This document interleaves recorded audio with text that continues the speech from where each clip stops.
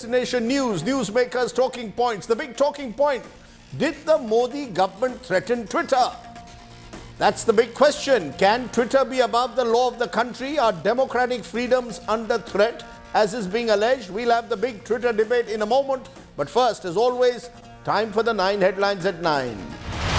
A big claim by ex-Twitter CEO Jack Dorsey sparks off a major political war. He says the Indian government threatened to shut down Twitter during the farmers' protest and raided its officials. Centre calls it an outright lie,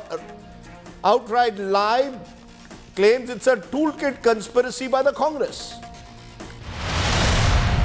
Orange alert now issued for Cyclone Joy. The severe cyclone storm will make a landfall in Kutch on June 15. 21,000 people evacuated in Gujarat. 69 trains are cancelled. The BJP chalks out a strategy for 2024. Ministers that are Rajya Sabha MPs will be asked to contest polls. They could include Nirmala Sitharaman, Mansukh Mandavia, Piyush Goyal. Ministers being asked to look for safe seats. The Prime Minister lashes out at the opposition at a Rozgar Mela, compares Rate Card Party versus Safeguard Party, also launches a Parivarvad attack once again on the opposition. Violence, clashes and showdown over Panchayat polls in Bengal. Fresh clashes erupt in Bardhaman and South 24 Parganas. It's BJP versus ally Shinde Sena in Maharashtra after a newspaper ad shows Eknath Shinde as the preferred CM choice in 2024. Shinde denies printing the ad, says a supporter published it.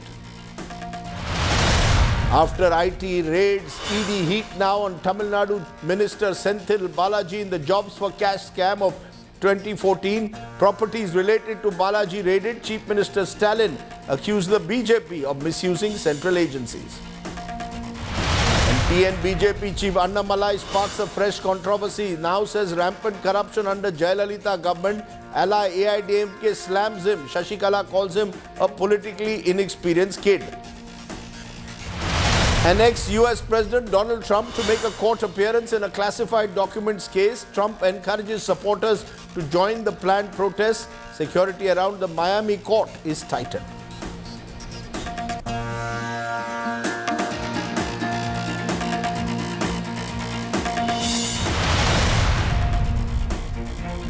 But our top story tonight. Former Twitter CEO Jack Dorsey has lit a political fire in India. Dorsey claimed in an interview to a YouTube channel in the United States that he was pressurized by the Modi government to restrict the accounts of several journalists and other members of opposition parties during the farmers' protests. Dorsey alleges there were threats of shutdown, raids and arrests. India's IT Minister Rajdeep Chandrasekhar has dismissed Dorsey's claims, calling them an outright lie.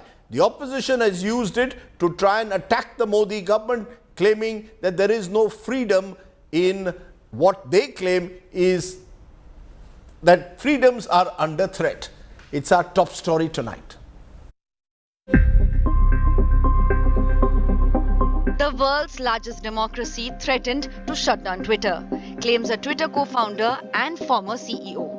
Jack Dorsey made the stunning charge in an interview to YouTube channel Breaking Points. The face-off between the Narendra Modi government and the social media giant escalated during the year-long protests against farm laws that were enacted but later withdrawn. India, for example, India is a country that had many requests of us around the farmers' protest, around particular journalists that were critical of the government, it manifested in ways such as we will shut Twitter down in India, which is a very large market for us. We will raid the homes of your employees, which they did. Constantly questioned every single thing. Dorsey's claims have sparked a political firestorm. The Modi government has rubbished the charges. The fact is the following, that Twitter was in violation of Indian law, laid down Indian law from 2020 to 2022. They were not raided, they were not sent to jail, no employee of Twitter was raided, no employee of Twitter was sent to jail. So the entire characterization and entire narrative of Jack Dorsey's is false. is premised on a falsehood. The government also pointed out how, after the takeover of Twitter by Elon Musk, it was revealed the company allegedly suppressed Republican views in the US. जब Twitter को खरीदा भी गया दूसरे व्यक्ति के द्वारा, तब ट्विटर फाइल्स में खुलासा हुआ कि किस तरह से इस प्लेटफॉर्म का दुरुपयोग किया जाता था, पक्षपात किया जाता था। उस पर जैक डॉर्सी आज तक कोई जवाब नहीं दे पाए क्योंकि उनका चेहरा बेनकाब हो। The Congress has hit out, saying the Modi government stands exposed. The party claimed Twitter had imposed a shadow ban on Rahul Gandhi for nearly 8 months. अब समझ में आता है कि अगस्त 2021 में जब राहुल गांधी जी का अकाउंट ब्लॉक हुआ था और उसके बाद जब वो 6 महीने तक उनके अकाउंट में सब्सक्राइबर ग्रोथ नहीं हुई और जब मीडिया ने इसको उठाना शुरू किया तो कैसे वो बैन हटा और लगातार ग्रोथ आई। ये सब सरकार के कहने पर होता और ये सब इस देश में दमन और अहंकार सरकार जो कर रही है उसका प्रमाण करता है। Twitter under Dorsey had several run-ins with the government. In 2021, it had flagged some posts by BJP leaders as manipulated media. In May the same year, a Delhi police team visited Twitter's offices in Delhi and Gurugram and served notices for tagging content as manipulated. Twitter agreed to comply with IT rules for intermediaries in 2021, nearly months after it was stripped of immunity shield given to social media websites. Currently, a plea filed by the company challenging 39 orders from IT Ministry to block content is pending in the Karnataka High Court. Dorsey's allegations have put the focus back on the Modi government's frosty relationship with the social media giant, which is among the biggest platforms for sharing news and political views. Bureau Report, India Today. Let's raise some big questions tonight. Did the Modi government threaten Twitter as alleged? Can Twitter be above the law of the country? Is the opposition using Twitter ex-CEO's claims to embarrass the Modi government? Are the Modi government ministers overreacting to the issue? Are democratic freedoms really under threat in the country? Some of the questions we will raise. I'm joined by guests both from the political world as well as those who've been tracking Twitter over the years. Joyjeet Pal is Associated Professor, Information School, University of Michigan, has done a lot of research on Twitter. Rahil Khurshid is co-founder Laminar Global and a former head of news at Twitter India. Dr. Ajay Alok is spokesperson of the BJP and Mohan Kumar Mangalam is national spokesperson of the Congress. Let's first come to the politicians because this has now become a political hot potato. And to you, Dr. Ajay Alok, would you agree that the statements, remarks made by a former CEO of Twitter on the eve of the Prime Minister's visit next week to America are an embarrassment? Here is someone from the corporate world who headed a major social media giant suggesting that there was threats, intimidation during the farmer protests, attempts to ban Twitter, to raid their offices, threaten them with arrests. Do you accept that all of this is an embarrassment to the Modi government and the BJP? Do you think it's an embarrassment, Rajdeep? Let us come things one by one. You being a senior journalist of a reputed channel, India Today, have you ever been pressurized by the government just to censor news? Ever? You or your channel? I hope you have some answer for it. No, there have been instances. Let me be very clear. Forget Rajdeep, the individual, or India Today, the channel. There have been instances. I'm just asking example, yes or no. Let me give you an example. Yes or no. Yes, because when Dainik Bhaskar, for example, and I'm looking at Don't the media give me an example. General, give me an answer, yes or no. I have to give you examples. When I say yes. Okay, you're looking at the media in general. Fine. Dainik Bhaskar exposed You're looking at the media in COVID general. deaths in 2021. They were raided. There have been instances in the past where clearly media has been brought under pressure. I'm not saying the Modi government is the only one to do it. Dainik Bhaskar expose because of COVID was not raided. Again, you are telling something which is wrong, absolutely categorically. Dainik Bhaskar was not raided because of the COVID expose. Dainik Bhaskar was raided because of the irregularities, financial irregularities. Nobody is raided because of the COVID-19. Now you say that it was an excuse. See, the problem not lies with people like Jack Dorsey because they act like Jack for other people. There are toolkits. They are part of the toolkit. Jack Dorsey, BBC, and all the things, New York Times, Washington Post, they all just act like a toolkit. What I am taken back, that somebody has just given them some sample. Okay, democracy is dead. Where was this Jack Dorsey? Please ask Congress people or anyone. He should have made one more statement today. That Modi government tried to pressurize me during COVID times and during farmers' agitation, and then he should have added that Modi government also told me to block Rahul Gandhi accounts so that he cannot increase his followers. That's what Congress spokesperson was just now telling. I'm really amazed by the fact that the Congress spokesperson thinks that it's the government job to increase the followers. I mean, that's how they were functioning, the government, for the last 10 years. We have seen disasters for the country. I mean, hilarious. The grey matter has gone below a certain thinking level. That's all I can say. Where was this Jack Dorsey when he left Twitter in, I guess, June 22 from the board of the Twitter? June 22 and this is June 23. 1 long year he took to reveal about Modi's government. I mean, don't you think? I just think why we shouldn't believe, why the nation should not believe that he was acting as a jack. No. So are you saying? Because the moment he said something, it was picked up by the Congress party before I go to and the other opposition. No, before I go to the Congress party, one simple question. Since you asked me a question, let me ask you. I'm supposed to ask you the question. Do you believe that Jack Dorsey is acting on behalf of certain foreign agents, is acting as a toolkit for the Congress? Do you really think Jack Dorsey sitting in California is interested in what happens in India in 2024? Do you really believe that? He's made to think about India. That could be a very big possibility. Because this was the same Jack Dorsey who was so much anti-Indian thought that he raised issue like he wants to smash Brahman patriarchy, if you remember.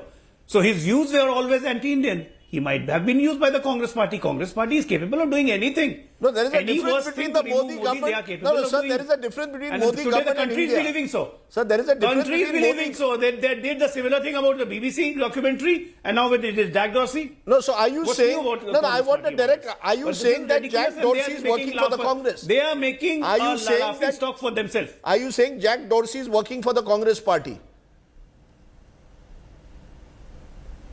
When Congress can say that the Modi government conspired to block Rahul Gandhi account and stop his followers, then anything is possible in this world. Okay. This is hilarious. Okay, you're saying it's hilarious. Mohan Kumaramangalam. Jack Dorsey is acting like a jack. Okay, I don't know what that means. Jack Dorsey is acting as a jack. But either way, let me get this clear, Mohan Kumaramangalam. Jack to lift Congress party. The fact is, there were no raids conducted. Yes, the Delhi police did send notices to Twitter, but no raids were conducted. None that is officially been, any of the agencies have officially come out with any details of any raids. No arrests of any Twitter employees were made. The fact is that a number of tweets were put out during the farmer protests critical of the government. Many of them were not taken down. So why is the Congress party now, when you look at the hard facts, simply riding on one statement made by a former CEO of Twitter to suggest that democratic freedoms are under threat? Rajdeep, Jack Dorsey is a 2-time successful entrepreneur. I think his net worth is somewhere around $4,300 million. I don't think he's part of any toolkit, and to suggest as such is ridiculous, frankly. It's not as if, I think this government is very thin-skinned, and I think Mr. Chandrasekhar shot from his hip when he was replying and saying that he was lying, because much of what he said is already there in black and white. Some of the things you mentioned early on in your introduction, which as in February 2021, the government directed Twitter to block about 250 to 300 Twitter accounts, and they actually obliged the government because those accounts were apparently critical of the way the farmers' protest was being handled. Some of those accounts were the Caravan, Kisan Ekta Morcha, CPIM leader MD Salim's account. And so Twitter, even though they blocked these accounts, obliging the government, immediately actually in a few days restored some of these accounts, citing insufficient evidence. A day later, 2 notices went to Twitter warning them of legal consequences. If you go down the number of actions that have happened since then, I mean, Mr. Ravi Shankar Prasad and everybody then went to a homegrown platform called Coup, promoting it, saying that everyone should get off Twitter. In May, like you pointed out, the Delhi police raided offices in Delhi and Gurgaon of Twitter. For what? For Twitter actually doing the job of pointing out fake news when they labeled a tweet from Mr. Sambit Patra as manipulated media, where he put out a tweet of an image on a fake letterhead. So for that, the Delhi police actually showed up at the Twitter offices. So you've had in black and white evidence of the fact that the government has been trying to arm twist Twitter over all these years to take down accounts and take down posts of but the from critical Twitter posts handles that are inconvenient to them. No, but let's be clear. There were thousands of posts critical of the government also, which were shown right through the period. Can we use one statement of Jack Dorsey made in 2023 about a farmer protest that took place in 2021 to suggest that democratic freedoms are under threat? Is the Congress party riding on the back of what Jack Dorsey said? Rajdeep, it's not only Jack Dorsey. And by the way, Twitter, after Jack Dorsey exited Twitter, has actually filed in Karnataka High Court. Again, you pointed that out, saying that there is abuse of power by officials.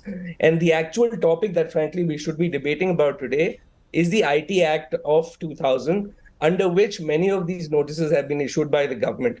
Now, I don't care if there are thousands of tweets against the government. It is the government using its own judgment and its own partisan judgment to target Twitter handles and to target content that it believes is most influential and then needs to be taken down.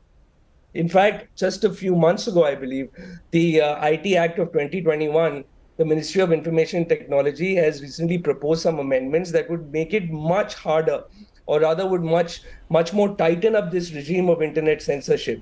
And it's not only Jack Dorsey, the Internet Freedom Foundation has commented on it, saying that it will heavily impact the freedom of speech, expression, and information online, and will make the union government the final arbiter of what news may be published and what must be removed. Does this not sound like the death of free speech online? Can I just stop both of you for a moment, since we will eventually turn to whether this is in a way a free speech debate, because the Twitter Transparency Report for July to December 2021 has some interesting facts. 97% of the legal demands on Twitter to remove content came from 5 countries. Japan accounted for 50% of these demands. 18% came from Russia. South Korea put in 12% of the total global requests. 9% came from Turkey. India comes 5th with only 8%. However, when it comes to legal demands made to Twitter on verified journalists and news outlets, a different picture emerges. The Twitter Transparency Report for July to December 2021 says there were 349 requests from across the world. India topped the list with 114 legal demands, 33% of the global count, to either block or in some way bring down the accounts of journalists in India. Turkey comes next with 78 demands, 55 from Russia, 48 from Pakistan, 8 from Brazil.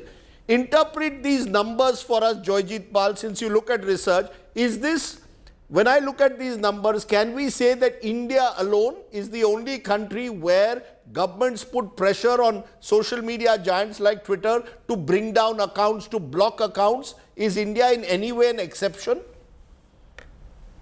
So I'll make 2 points about this.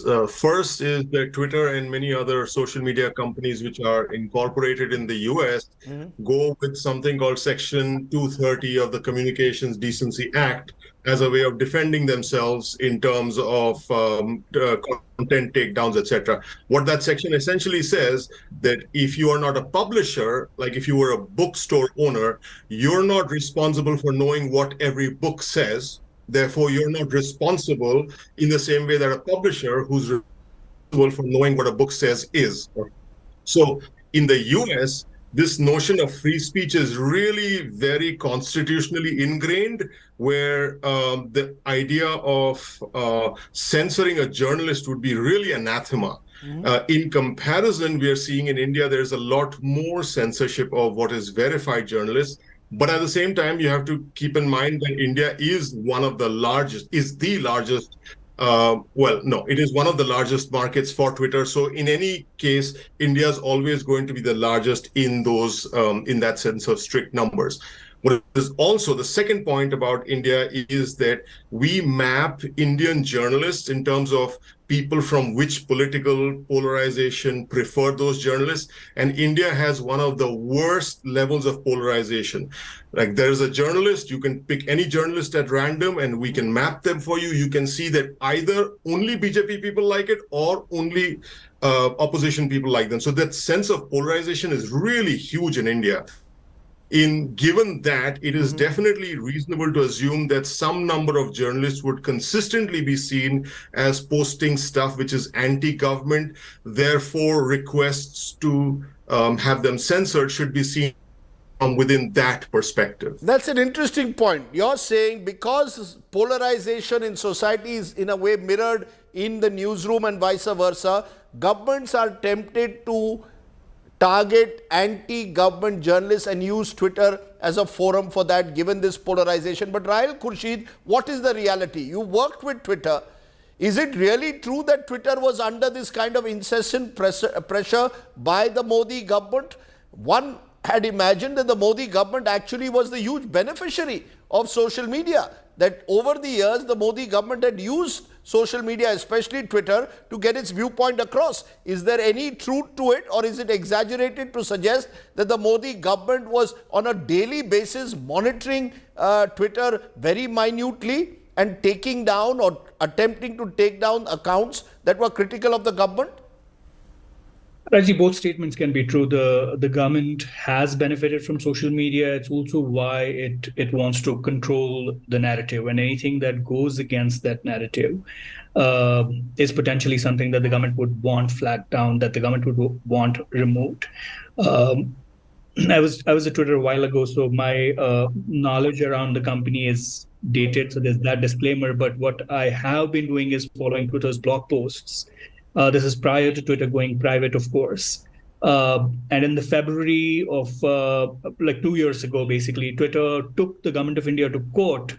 And in a very powerful blog post, basically said that because we do not believe that the actions of the government of India are consistent with Indian law and in keeping with our principles of defending free speech and freedom of expression, we have not taken action on accounts that consist of news media entities, journalists, activists, and politicians. Continue to maintain dialogue with the Indian government and respectfully engage with them while not taking this content down. That case is still, I believe, pending in the Karnataka High Court. So it is not a fiction suggests that the government has ordered Twitter multiple times to take content down that it deems as critical of itself, and as and the but list is the of government, in your view, is the government not entitled to that? Let's be very clear. Government, no, of course not. Can Twitter... Is the government entitled to? No, of course not. The government is not entitled to silence its critics. The government is entitled to foster a healthy public sphere where everyone can say what they want to say. But the devil's advocate would say the laws of India will apply. The devil doesn't need an advocate. Let's stop with that, please. The devil has all the power in the world to do whatever it wants to do. The devil doesn't need an advocate. The responsibility of any government is to cultivate a public sphere where those with the least amount of power can speak truth to power. There should be no repercussions for those who are critical of government, not in this country, in every country.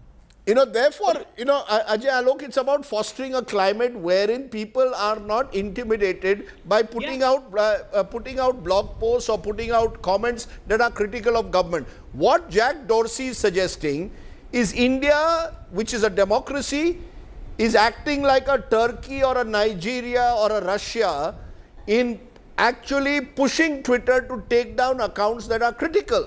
Now, thereby, that in a way is antithetical to the very concept of democracy. Why doesn't the Modi government come clean on that? What is it that makes the Modi government push to take down accounts because they are critical of the government? I don't know. I'm just, I guess what Jack Dorsey... the statement that Jack has made... Jack Dorsey must be some kind of a tube light that he regained everything. Okay, but... yes, Ajay Alok. Worked with. Let Ajay Alok respond. Yes, Ajay. No, the gentleman is speaking, so I just thought. Yes, go ahead. I guess the Jack Dorsey must be having some tube light in the head, because after 1 year, the switch is on and he started saying that in Indian democracy, things like these are happening. And just what my friend said, that they took your government to court in February 2021. Let me complete. Dr. Ajay Alok, Twitter took your government to court in 2021 itself, protesting against the manner in which IT laws were being used. Twitter took us to court in 2021 in Karnataka High Court, I know that. But Twitter also complied to the Indian laws in 2022. The Twitter was constantly following the rules, the laws of India. If Twitter is making business in India, if Twitter is getting revenue from India, they will have to obey the rules. They will have to adhere to the rules. And my friend was saying that it's government responsibility to build healthy atmosphere for clear voice. Well, it's the law, it's the rule you have to obey. If healthy atmosphere means to you that raising Taliban slogans and raising Khalistan slogans, pro-Khalistani elements and propagating their way through Twitter, sorry, we won't allow that in India. That will go according to law, whether you like it or not. And that's why your current CEO, Elon Musk, one by one, Rahul, please. Compliance is a must. Rahul, you must let him complete. Compliance of a law is a must. Okay, compliance of the law is a must. Rahul Khurshid, you wanted to say something. Current Go ahead. CEO of the Twitter. No, just this, that at no point did I say that laws should be flouted. Elon Musk said it in 2022. No, please, Ajay, let Rahul complete. Yes, Rahul. No, see, the point of conversation is that words are not put into anyone's mouth. Mm-hmm. At what point was a suggestion made that laws need to be flouted? Of course not. But laws are also constructs that guide a society. They need to reflect changing modes. They need to reflect changing communication modalities. So, and our IT law, and this is not just a criticism of the BJP government, it's a criticism of the Congress government that has instituted this law, is an outdated one. It aims for control rather than decontrolling of this space. You want to respond, therefore, Mohan Kumar Amangalam, while today you turn around and say the BJP is using these IT rules to clamp down on criticism. It all started in a way with the manner in which in UPA 2 it was also attempted to be used to clamp down on accounts, on internet freedom. So the larger issue is governments. It wasn't attempted, it was used. I started off, when I started talking on the show, I said... one by one, please. Sorry, let me just say that I said, the IT Act of 2000, right? This is done in 2000. It is severely dated, and I admit as much. You know, back then, the digital ecosystem was not as pervasive as it is today. And the use of social media platforms also had not reached to the explosive level that it is at today. So I really think we do need to look at the IT Act again. We need to revise specifically Section 69A of the IT Act, which to remove the government's power to block access to online content because it's expedient to do so for them. Mm-hmm. And I want to add that since we're talking about individuals here, apart from Jack Dorsey, just a couple of months ago, Mr. Elon Musk himself, who now owns Twitter, admitted that you cannot have the same level of freedom of speech in India that you can in the US and other Western countries. He said this in a Twitter Spaces interview, in fact, where he said that if we don't follow the rules in India, then my employees will go to jails, and they're very, very stringent rules. So the point here is actually that we need to relook at some of this legislation now. And if anything, Jack Dorsey's statements will actually point us in that direction, because the government has this incredible censorship powers, and rightly so, Twitter and even WhatsApp have challenged their powers under this act in the courts, because unlike the government of can you give me an assurance that if the Congress was to come to power tomorrow and a journalist was to put out a series of critical tweets against the Congress, the government would not come after him? The problem is the way the system operates in this country. You see, the problem is the asymmetry of power between all of you politicians and us journalists. That is part of the problem of with critical voices. Are you all willing to accept? I'm not talking of whataboutery here. The fact is that there are state governments. No, there are state governments. This act needs to be modified. Okay, so you're saying you are accepting that the act needs to be modified because any government, it is dated. Any government, whether it is in West Bengal, 1 minute, sir. In West Bengal, Facebook posts have resulted in arrests of professors. You've had in Chhattisgarh journalists being picked up for criticism of government. That's a Congress ruled state. Therefore, when today Jack Dorsey singles out the BJP ruled government or the Modi government, actually what he is singling out in a way is the way India operates and equates us with a Turkey or a Nigeria. That should worry you. I think what worries me and what I stated before is the proposed modifications in the IT rules of 2021 that are going to make these censorship norms even more stringent and give the government of day even more overarching powers. Those are the things that I worry about. And I think we should all worry about here. So this whole, but let me just also be clear that nowhere in no Congress government has talked about a toolkit or tried to label someone as anti-national or anti-Indian or have as thin a skin as to try and ban Greta Thunberg or Rihanna in response to some of the criticisms of the day. And I think you will have to admit that back when UPA 1 and UPA 2 were in power, there was nowhere this sort of vilification of any criticism of any of our governments that happened. You know, Ajay Alok, before I come to Joyjit, I'll respond to what you just heard. The part of the problem is this government seems to have a thin skin.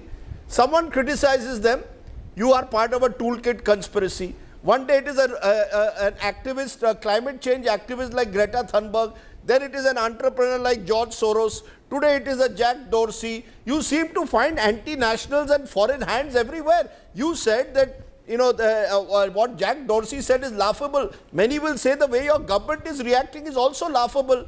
You're behaving in an, dare I say, in a rather foolish manner. Either ignore Jack Dorsey completely, or when you respond to him, respond with facts, rather than make these sweeping that this is a toolkit. What is this toolkit? I come back to it. Are you saying Jack Dorsey is hand in glove with Rahul Gandhi? Are you seriously expecting us to believe that Jack Dorsey and Rahul Gandhi are in communication? Soros is in communication with Congress. Do you believe that? No, I you don't. Don't believe that. I don't. And by the way, who are these foreigners to comment? No. Who are these foreigners? Now listen to me. You have the evidence. There are multiple pictures. There are associations. There are linkage. You have all the evidences. You don't want to accept it. That's your problem. Soros has links with the Congress. Established fact. Sir, I have pictures of Narendra Modi with Mark $1 Zuckerberg. billion to remove Modi government. What more you want? Sir, I have pictures. But the problem with Rajdeep, you take things in your way. I'm just asking who are these great fellows? May it be Dorsey or may it be Soros or may it be Greta Burnt. Who are these great fellows that they'll give certificate for the Indian democracy? And I'm going to take it. And today Congress is now taking a back foot, doing a ribbon that we want a revision of IT laws. What the hell? What are you speaking whole day? Whole day you are saying that there is a death of democracy in the country. Death of murder of democracy for mother of democracy. This was the punchline. Your Surjewala is doing a press conference. Aren't you aware of it? Why are you taking a backseat now? That let's have a revision of IT laws just to facilitate this. We're getting to the heart of the problem. Who can have the audacity to comment on our democracy, the largest democracy on the planet? Okay, one by one again. Nobody can have the audacity to comment on anything. You have to be on your stand. Right? Because the government is just a minute, Dr. Alok. Just a minute, Dr. Alok. Mohan Kumaramangalam, are you suggesting in some way, according to the BJP, that you are now on the back foot? That when you suggest that this is a wider problem of internet laws, you're not suggesting necessarily that Mr. Modi has murdered democracy, which is what Rajdeep Surjewala suggested this morning. Rajdeep, it is the government's job or it is Parliament's job to enact laws. It is our judiciary's job to interpret and uphold those laws. And it is, in fact, Twitter showing faith in our democracy and Jack Dorsey showing faith in our democracy and Elon Musk showing faith in our democracy that they've gone to court. That is part of our democracy. And in no way am I taking a back seat. Any law, the amount of discretion that is being used to apply those laws is the problem today. And who is using that discretion? The government of the day. So it's very much the government of the day that's in the hot seat today. Okay. It is the Modi government. And the terminology that is being used on this show, it highlights their approach to these things. If you criticize them, if anybody criticizes them, they suddenly become part of some sort of huge conspiracy with the opposition to bring this government down, and they're suddenly anti the country. They must learn to differentiate between the country and the government first to begin with. This government or Mr. Modi is not India. India is much larger than Mr. Modi. And if any criticism comes to Mr. Modi or to the BJP, the country is already represented by the government, sir. Can I just bring in Professor Pal? People. Yeah, Professor Pal, the new IT rules of 2022, which have also been challenged in court, virtually give the government blanket powers to take down, to virtually dictate to a YouTube or a Twitter, what post has to be taken down, what video has to be taken down. Do you believe all of this is the real danger? Congress and BJP will fight with each other. The blame game will take place. But the fact is, India, when it comes to internet freedoms, is a country on the retreat with very dangerous laws. Is that what should be the focus here?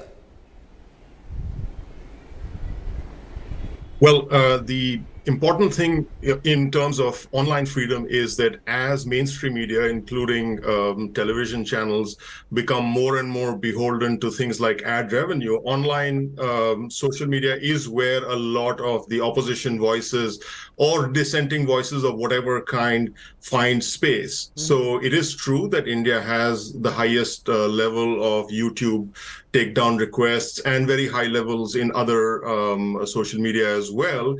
And that is a way of finding dissent, especially when something like Twitter becomes a critical piece of public sphere on which all journalists actually operate in India, all mainstream journalists, whether they are with mainstream media or independent media. So it is something that needs to be protected carefully. Obviously, national law is national law, and how Twitter will try to govern this using a US paradigm of thinking about it is going to bring it into conflict with Indian law. Right. But the underlying point is that this is where free journalism is taking place, which is why it needs to be protected. Rahul Khurshid, are you optimistic as someone who's tracked this again over the years? Do you fear that what we are seeing that is only the tip of the iceberg? As we come closer to the elections of 2024, the pressure will even increase, intensify on outlets like Twitter? I do believe, Rajdeep, that might be the case, unfortunately, because world over, governments, and particularly in India, there has been attempts to control narrative, and since Twitter is at the forefront of this conversation, and with now it being in private hands, I'm not sure the mechanisms for pushback, given the staffing cuts and everything, are intact. So even if the government were to push, and earlier there used to be pushback, now I fear that there won't be any pushback. That Mr. Musk, in his infinite wisdom, having made like really crazy staff cuts, has put Twitter in a really vulnerable position globally, and particularly so in democracies that are getting up for elections. And he has seriously compromised Twitter's ability to respond to misinformation, disinformation, and pressures and pulls from governments of the day to take down content. That's a very worrying thought, but a sobering thought to end this discussion. Clearly at the moment, maybe what Jack Dorsey is doing is simply showing us the mirror to where we've come when it comes to internet freedoms. And that's something we should worry about when a country like India is spoken in the same breath as a Turkey and a Nigeria. And let's quit these foreign hand theories. Let's look at ourselves in the mirror and hold ourselves to account. Think about it. I thank my guests for joining me on our top story tonight. Let's turn from there to my home state, or one of my home states of Maharashtra, where the BJP, it seems, is upset with the Shinde Sena. This over an advertisement that came up in the newspapers today. The ad, which you can see on the extreme left of the screen, reads, Modi in Rashtra, Shinde in Maharashtra. And it's raised many eyebrows because, well, there's no Devendra Fadnavis, the Deputy Chief Minister. And guess what? According to the ad, Eknath Shinde now enjoys more popularity than Mr. Fadnavis, based on a recent joint survey by a private channel and an agency. What does this all add up to? Let's get a quick view from Sahil Joshi, our Mumbai bureau chief, who will tell us exactly what this means. Remember, as per the survey, Eknath Shinde was the preferred choice as the next chief minister, and Devendra Fadnavis was behind him. Now the Shinde Sena is claiming the ad was not published by them, but by a Shinde supporter. Either way, what this clearly shows at the moment is that in Maharashtra, all is not well at the very top of that government. This is that ad which clearly puts Eknath Shinde well above a Devendra Fadnavis. Let's move from there to the cyclone story. The very severe cyclonic storm Joy is now expected to make a landfall on Thursday. Over 20,000 people living in low-lying areas in the coastal districts of the state have been evacuated. The Meteorological Department has issued an alert to 4 coastal states on the western coast. It's our ground report tonight. Cyclone Joy has weakened from extremely severe to very severe cyclonic storm. But it is still capable of inflicting damage when it makes landfall in Kutch on Thursday. Strong winds are lashing the coastal districts of Gujarat and the sea is turbulent. The centre and the state government are taking no chances. Over 20,000 people have been evacuated. कुल मिला के समंदर के तट पे 5 kilometre में अंदर आते हुए 38 गांव और 10 किलोमीटर के अंदर आते हुए 44 गांवों को खास तौर पे हमने उसके जो नीचे के क्षेत्र में रहने वाले जो लोग हैं ऐसे 4400 से ज़्यादा परिवारों को शिफ्ट करने की कामगिरी समाप्त की गई है. The cyclone has thrown the lives of fishermen out of gear. यहाँ पे जो हवामान का बहुत काफ़ी समय से सुनाई दे रहा है कि हवामान आने वाला है, इसलिए सब फिशरमैन सबकी बोटें बंद कर दिए और सब जगह पे सेव कर दिए. The Indian Coast Guard evacuated 50 personnel from an oil rig located 40 km off Dwarka coast in an overnight operation amid inclement weather conditions. As a precautionary measure, operations at the Kandla post are shut and the crew evacuated. With no movement of containers, hundreds of trucks are stranded at Gandhidham. 17 teams from the NDRF and 12 SDRF are deployed to disaster-prone areas. Police personnel are stationed at the seafront to ensure civilians don't venture into the sea. The army is on standby in Bhuj with relief and rescue material ready. Union Home Minister Amit Shah held a high-level meet to review preparedness in 6 coastal districts. सामान्य चेतावनी protocol के लिए जितनी भी चीजें तय की गई थी ये सभी पूर्ण है. तटीय सायरन के साथ पीओसी प्रगति पर है, बाकी सारे काम पूर्ण किए गए हैं. Strong winds also lashed Mumbai. Lifeguards are deployed at all beaches. Unfortunately, 5 children aged 12 to 16 were washed away as they ignored warnings and snuck out to Juhu Beach on Monday night. When Cyclone Joy makes landfall, winds up to 195 km per hour are expected to hit the coast. Met Department has warned cyclone might cause extensive damage. Bureau Report, India Today. Let's take a break at this point. When we return, we'll turn to India's junior women hockey team that's won the Asia Cup in Japan. We'll be joined by the winners after a short break.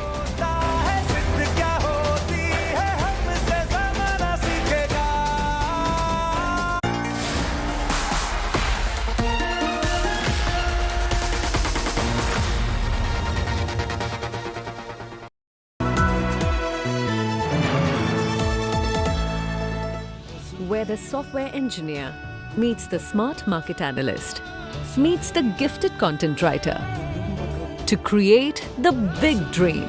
The world comes together at Sharda University. So where are you?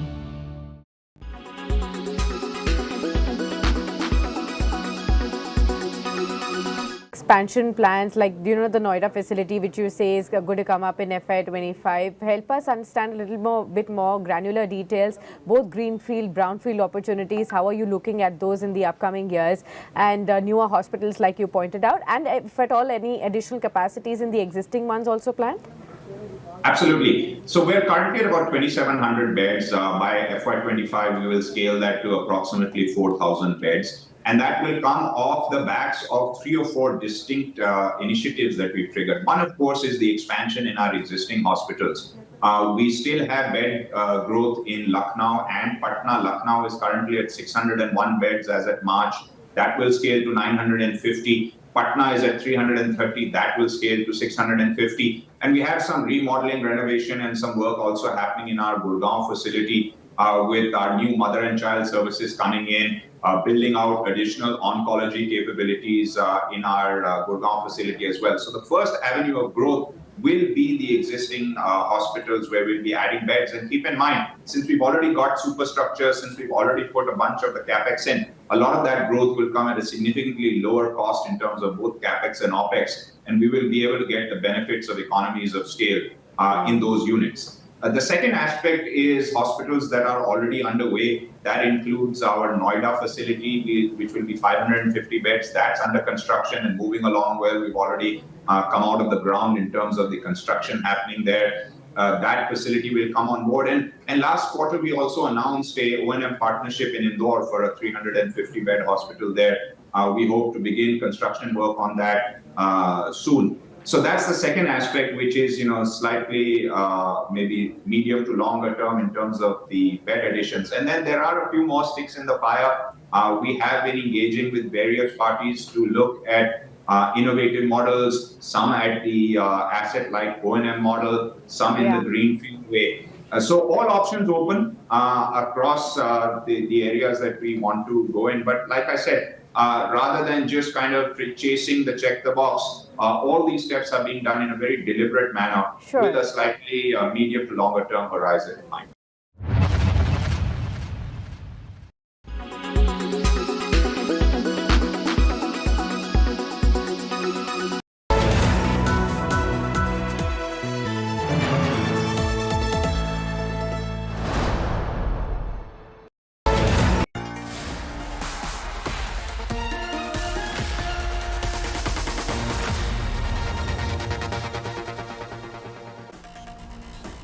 Welcome back.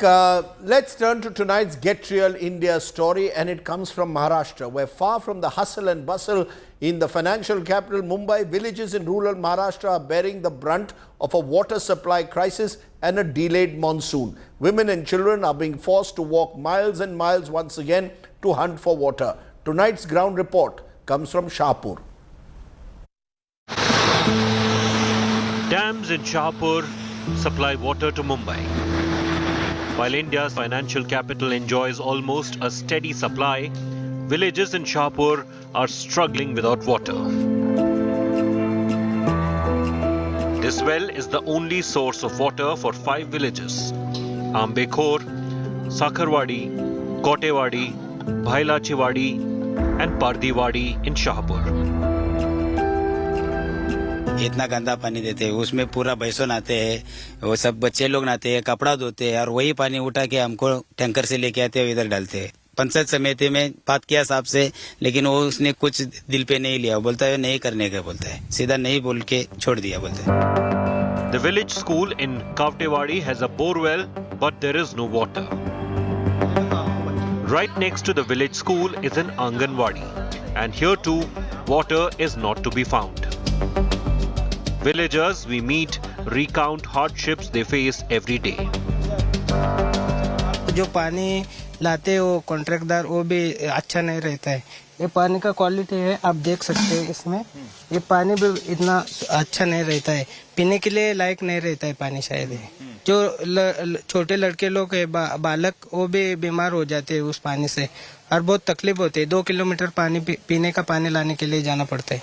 रोज पाणी आणायला 3-4 खेपा लागतात, तर 2-3 घंटे सहज जातात. घरी मुलं पण असतात ना, म्हणजे छोटे छोटे मुलं टाकून जायला लागतात आणि उन्हाच्या तर पाणी भरता येत नाही.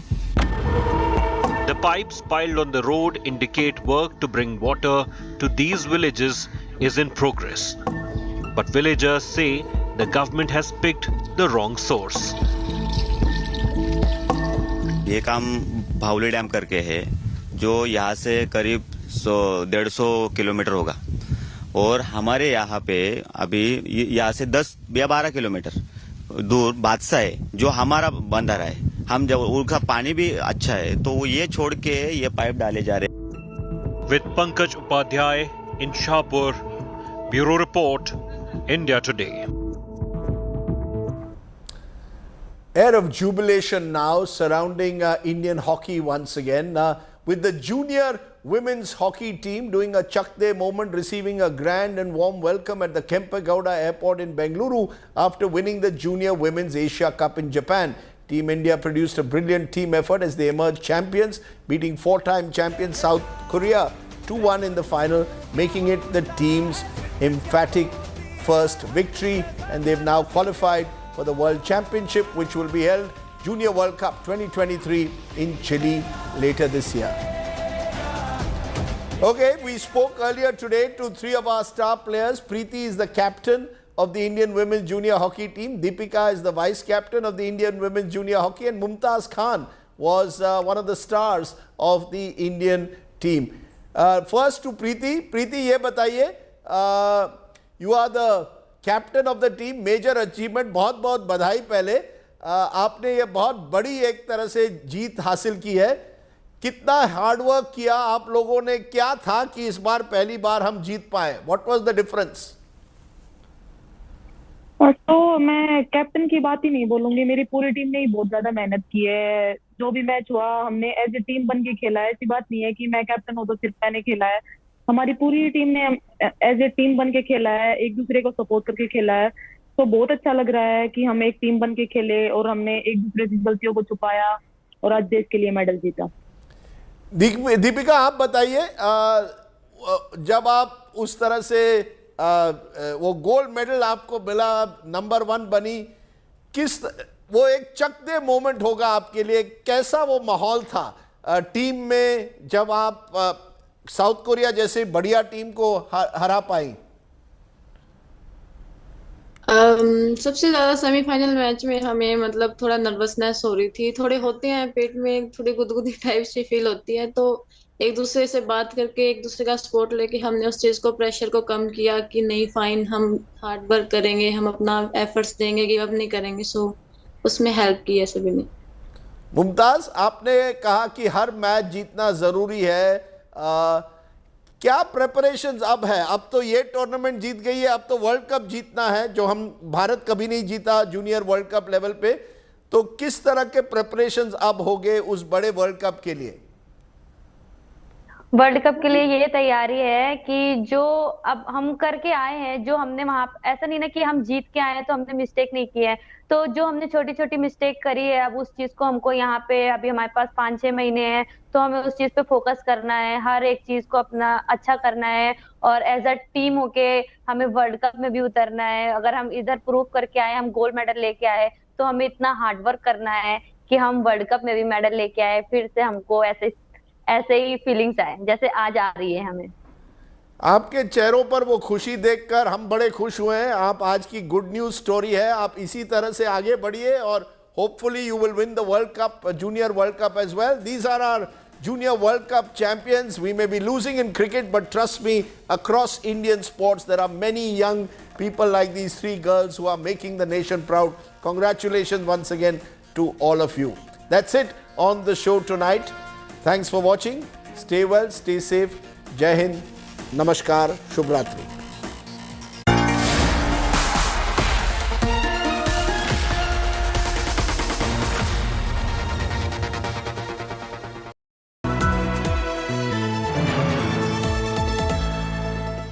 Where the software engineer meets the smart market analyst, meets the gifted content writer to create the big dream.